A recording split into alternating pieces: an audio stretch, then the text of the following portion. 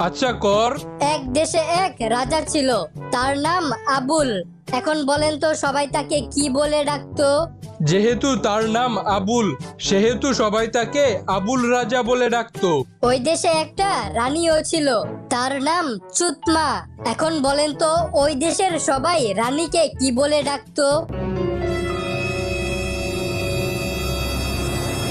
Doctor সাহেব, আমার বউয়ের প্রেসার মেপে দেখেন তো আমার বউ প্রেগনেন্ট কিনা। দূর মিয়া, আপনার বউ প্রেগনেন্ট কিনা তা প্রেসার মেপে কিভাবে বুঝবো? এটা তো অসম্ভব। তাহলে বাংলা সিনেমায় যে দেখলাম ডাক্তার নায়িকার প্রেসার মাপার পর বলে, কনগ্রাচুলেশন, আপনি মা হতে যাচ্ছেন।